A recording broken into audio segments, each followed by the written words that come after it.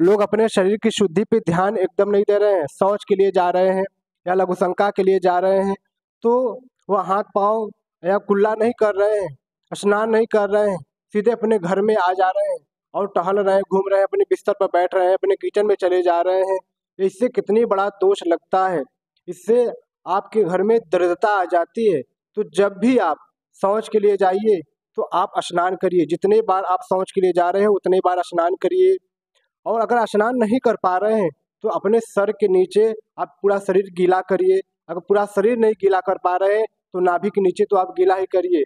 जिस वस्त्र को आप पहने हो उस वस्त्र को आप गीला कर दीजिए, उसको धो दीजिए और उस वस्त्र को दोबारा मत पहनिएगा। लोग शौच के लिए जाते हैं और उसी वस्त्र को पहनकर दिन भर घर में घूमते रहते हैं, पूजा पाठ हो रहा है उस मंदिर में चले जाते हैं।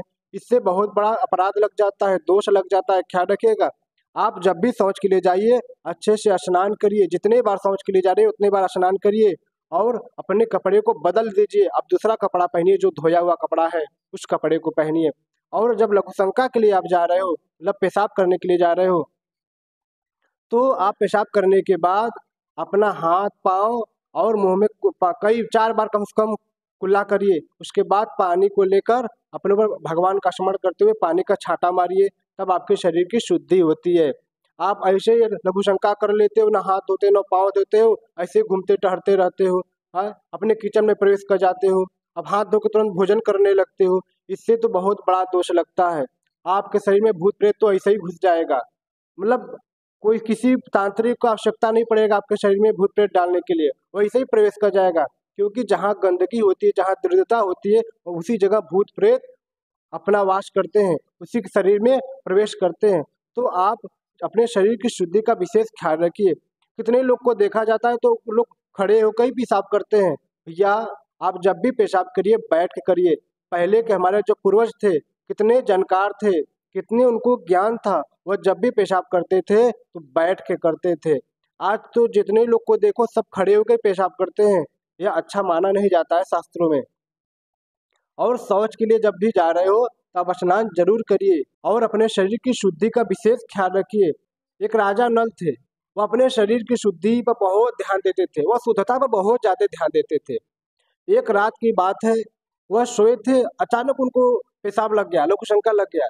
वह गए लघुशंका किए और बिना हाथ पांव धुए और बिना शुद्धता किए आकर बिस्तर पर सो गए और उनके अंदर कलयुग प्रवेश कर गया और उनका तो पूरा राज्य ही चला गया। एकदम निर्धन हो गए, गरीब हो गए, 2 वक्त का रोटी के लिए भी नस्तवान हो गए। जंगल में बिना वस्त्र का भटकते रहे, न पानी पीने के लिए न भोजन करने के लिए कुछ नहीं मिलता था। ऐसा शास्त्र में लिखा हुआ, महाभारत में लिखा हुआ, मैं पढ़ा हूँ, मैं उस बात को बता रहा हूँ। अब ये तो कलयुग चल ही रहा है, कलयुग का प्रभाव सबके अंदर प्रवेश कर जाएगा अगर उसको असर देंगे। तो ख्याल रखिए, अपने शुद्धता का विशेष ध्यान दीजिए। जब भी आप शौच के लिए जाइए या लघुशंका के लिए जाइए, अपने शरीर की शुद्धिकरण जरूर करिए। अब तो लोग शुद्धिकरण करते ही नहीं है। अपने बच्चों को सिखाओ, ताकि आपका देख के ही आपका बच्चा सीखेगा। आप लघुशंका के लिए जा रहे हो, शौच के लिए जा रहे हो, वैसे ही घर में चले आ रहे हो, तो वही चीज बच्चे देखते हैं, उसी चीज को सीखते हैं, वो भी ऐसे करेंगे। देखिए आज के समय में नकारात्मक ऊर्जाएं कितनी बढ़ गई हैं। जहाँ भी देखो लोगों के अंदर प्रेत आत्मा घुसी हुई है, लोग उससे पीड़ित है, परेशान है। उनके घर में कहीं पितृ परेशान कर रहा है तो कोई प्रेत परेशान कर रहा है। ये सब समस्या कारण क्या है? कारण है शुद्धता। जब आप शुद्धता का नहीं ध्यान दोगे तो आपके घर में दरिद्रता आएगी, दरिद्रता आएगी तो आप परेशान होंगे ही। आप कितने मेहनत से कमाते हो, लेकिन ये दरिद्रता आपके घर में जब प्रवेश कर जाती है, भूत प्रेत जब आपके घर में प्रवेश कर जाते हैं तो आपके घर में बरकत नहीं होने देते हैं सब भूत प्रेत नकारात्मक ऊर्जाएं। तो आप इसका विशेष ध्यान रखिए कि अपने घर की शुद्धता, अपने शरीर की शुद्धता पर विशेष ध्यान दीजिए, तभी आपके घर में बरकत होगी, तभी आप आगे बढ़ोगे। लोग तो ध्यान ही देना बंद कर दिए अपने शुद्धता पर, ऐसे ही अपना अपवित्र मन को रखे रहते हैं, अपवित्र तन से घूमते रहते हैं। तो अपवित्र मन क्यों नहीं रहेगा? जब आपकी शरीर की शुद्धि नहीं होगी तो मन तो अपवित्र होगा ही, मन तो कभी पवित्र होगा ही नहीं। हमारे पूर्वज कहते थे, जैसे शुद्धि वैसी बुद्धि। आप जैसा शुद्धता रखते हो वैसी आपकी बुद्धि रहती है। अगर आपके अंदर शुद्धता नहीं होता है, आपके घर में पवित्रता नहीं है, आपके घर में गंदगी है, आपका शरीर गंदा है, आप मैले कपड़े पहने हो, तो इससे आपके घर में दरिद्रता आती है, इससे आपका मन मैल रहेगा, आप हमेशा डिप्रेशन में चिंतित रहोगे, परेशान रहोगे, हमेशा कहीं ना कहीं से बहुत टेंशन में रहोगे, आपको आत्महत्या करने का मन करता है, आपको घर से भाग जाने का मन करता है, कहीं ना कहीं आप हमेशा उलझे रहते हो। कारण क्या है? ये अपवित्रता। आप अपने पवित्रता पर ध्यान दीजिए, आपका मन अच्छा रहेगा, आपका मन आपके कार्यों में लगेगा। आप ऑफिस में जा रहे हो तो आपका मन ऑफिस में लगेगा। कितने बार देखा गया है कि लोग ऑफिस में जाते हैं, अच्छा खासा रहते हैं घर से, लेकिन जैसे ही ऑफिस में पहुंचते हैं मन अचानक डिस्टर्ब हो जाता है, लोग परेशान होने लगते हैं, घबराहट होने लगता है। कारण क्या है? अपवित्रता। अपवित्रता ये आपके जीवन को नर्क बना देगा। जैसे राजा नल का जीवन नर्क बन गया, एकदम निर्धनता की तरफ चले गए, ऐसे आपका भी जीवन नर्क हो जाएगा। आपके भी अंदर कलयुग बैठकर आपके पूरे परिवार को चौपट कर देगा। कहने का मतलब पूरे परिवार को निर्धन कर देगा। अब इसका विशेष ध्यान रखिए अपने पवित्रता और शुद्धता पर। तो मैं शुद्धता और पवित्रता पर क्यों बार बार बोल रहा हूँ कि इस पर ध्यान दीजिए? क्योंकि इसी से आपके जीवन में तरक्की आती है, आपका मन शुद्ध होता है। जब आपका मन शुद्ध होगा, आपका मन पवित्र होगा, तब आप अपने कार्य में भरपूर अपने शरीर की जो ऊर्जा है उसको लगाओगे, तभी आप तरक्की करोगे। जब आपका मन ही अच्छा नहीं होगा, आपका मन ही डिप्रेशन में रहेगा, तो आप अपने कार्य में कैसे आगे बढ़ोगे? आप जब भी शौच के लिए जाएं तो अपने घर में ना आए, जब तक अपने शरीर की शुद्धि ना कर लें तभी आप अपने घर में आए। अब तभी आप अपने घर में घूमे टहरे, अपने बिस्तर पर बैठे। आप भूल कर भी शौच करके आने के बाद अपने घर में टहले ना, अपने मंदिर में न जाए, अपने किचन में न जाए। इसका विशेष ध्यान रखिए। कितने लोग को देखा गया है कि 2-2 दिन नहीं नहाते हैं, उनके हाथ का रोटी भी नहीं खाया जाता है। जो लोग कहते हैं ना, जैसा अन्न वैसा मन। अगर आप गलत भाव से अन्न खिलाओगे किसी को तो उसका मन भी गड़बड़ हो जाएगा। आप 4-5 दिन किसी गलत व्यक्ति के साथ रहो, किसी चोर व्यक्ति के साथ रहो, देखो आपका मन खराब हो जाएगा, आपका मन हमेशा डिस्टर्ब हो जाएगा, वही ऊर्जा आपके भी अंदर काम करने लगेगा। पहले के लोग स्नान करके अपने शुद्धि का ख्याल करते हुए और धरती पर बैठकर भोजन करते थे। पहले के लोग कितना ख्याल रखते थे। पहले की माताएं जब भी भोजन बनाती थी अपने रसोई घर में तो अपना जूता चप्पल घर के बाहर रखती थी।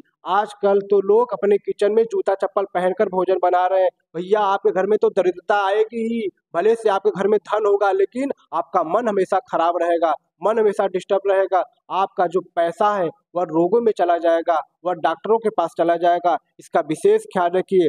हमारे पूर्वजों के जब संस्कार पर चलेंगे, उनके बताए हुए मार्ग पर चलोगे तो आपके जीवन में तकलीफ दुख आएगा ही नहीं।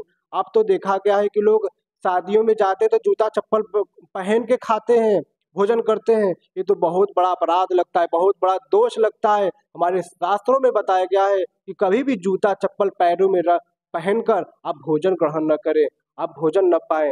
ये तो बहुत बड़ा दोष और आपके अंदर दरिद्रता प्रवेश कर जाती है। इसीलिए आप जब भी भोजन करिए तो अपने जूता चप्पल को निकाल के करिए, तब इससे यह अच्छा माना जाता है शास्त्रों में। इसका विशेष ख्याल रखिए। शुद्धि हमारे जीवन को संवारेगी, शुद्धि आपके घर को तरक्की देगी। जब शुद्धि पर ध्यान दोगे तो आपके कार्य में वृद्धि होगी, तो आपका कार्य आगे बढ़ेगा। आप अपना भी ख्याल रखें, अपने बच्चों का भी ख्याल रखें शुद्धि पर, और अपने पूरे परिवार का शुद्धि का ख्याल रखें, और अपने समाज की तरफ भी ध्यान दो।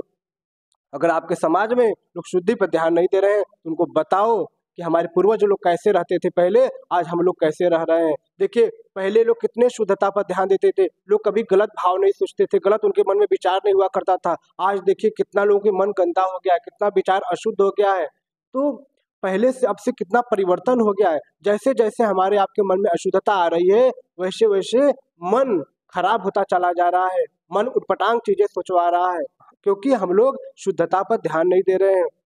जब पितामह भीष्म बाणों के सैया पर लेटे थे तो द्रौपदी उनका आशीर्वाद लेने के लिए आती हैं पितामह भीष्म जी का। तब पितामह भीष्म बोलते हैं, द्रौपदी जो मांगना है मांग, आज मैं तुमको दूंगा। द्रौपदी बोली कि प्रभु आपको उस समय लज्जा नहीं आई जब बीच सभा में हमारे वस्त्र को उतारा जा रहा था। तब पितामह भीष्म की आंखों में आंसू आ गए। बोले द्रौपदी उस समय मेरा कोई गलती नहीं था, उस समय मैं दुर्योधन का अन्न खा रहा था, उस अन्न के प्रभाव से मैं कुछ बोल नहीं पाया। आज अर्जुन के बाणों ने इतना शरीर को छिद्र कर दिया हमारे कि सारे जो दूषित रक्त थे वो सब बह गए हैं। अब मेरा रक्त शुद्ध हो गया है, अब मेरा मन शुद्ध हो गया है। द्रौपदी जो मांगना है मांग, आज मैं तुमको वर दूंगा। तो सोचिए अन्न का कितना बड़ा प्रभाव है। इसीलिए कहा जाता है जैसा अन्न वैसा मन। अपने शुद्धि पर विशेष ध्यान रखिए, तभी आप अपने जीवन में तरक्की करोगे, विकास करोगे।